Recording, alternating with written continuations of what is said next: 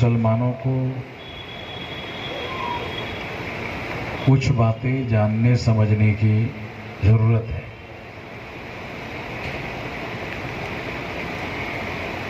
उस मिसअंडरस्टैंडिंग की वजह से बहुत सारी समस्याएं पैदा हो रही हैं।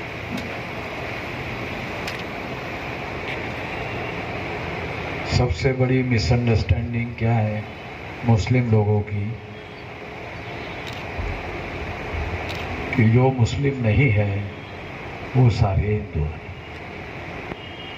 ये पहले नंबर की मिसअंडरस्टैंडिंग है मुस्लिम लोगों की, कि जो मुस्लिम नहीं है वो सारे के सारे हिंदू हैं।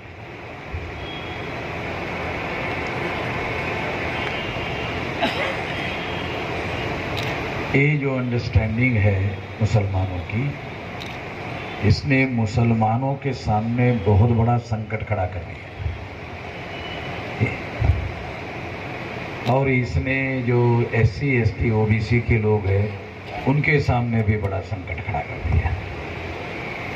मुसलमानों ने अपने सामने भी संकट खड़ा कर दिया और मुसलमानों ने SC ST OBC के सामने भी संकट खड़ा कर दिया।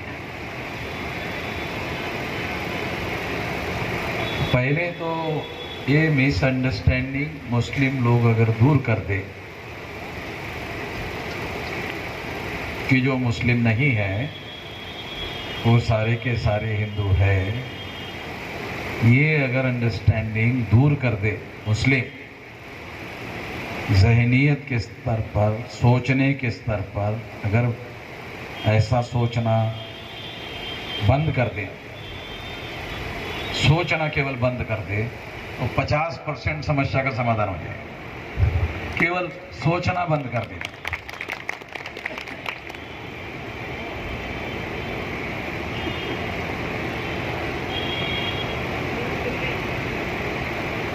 तो ये बात थोड़ा मैं आप लोगों को समझाना चाहता हूँ।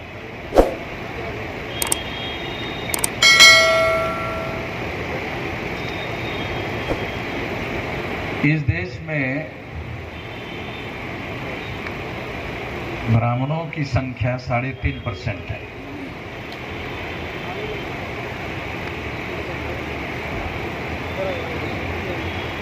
और 3.5% लोग अगर चुनाव लड़े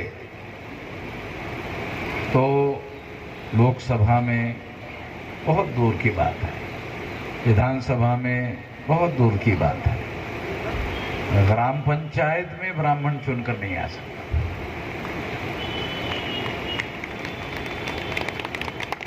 ब्राह्मण जो है लोकसभा विधानसभा तो बहुत दूर की बात है।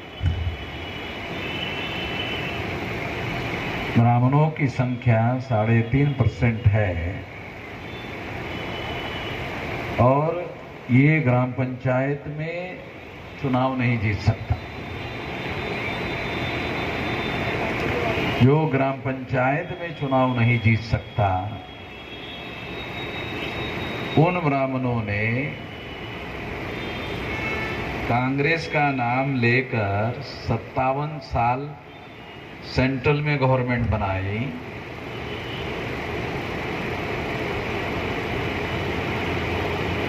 और वो गवर्नमेंट 57 साल तक सरकार बनाते रहे, चलाते रहे और उस सरकार को मुस्लिम लोग हर चुनाव में साथ देते रहे और 3.5% की सरकार मुस्लिम लोग सारे देश में बनाते रहे। 3.5% ब्राह्मणों की।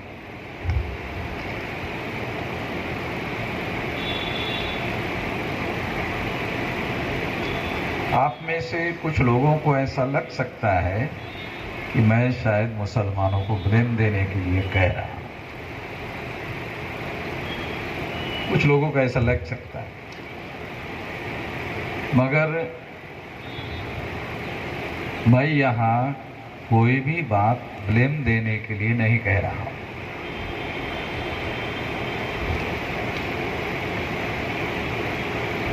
इस सच्चाई को जिस दिन मुस्लिम स्वीकार कर लेगा तो परिवर्तन शुरू होगा, तो दूसरा रास्ता चुनना पड़ेगा। एक अगर मान लो कि जो ब्राह्मण लोग हैं जिनकी संख्या 3.5% है, उन्होंने ही कांग्रेस नाम की तंजीम बनाई और उनको ही 57 साल तक दूसरे लोगों के साथ साथ मुस्लिम लोग भी चुनते रहे।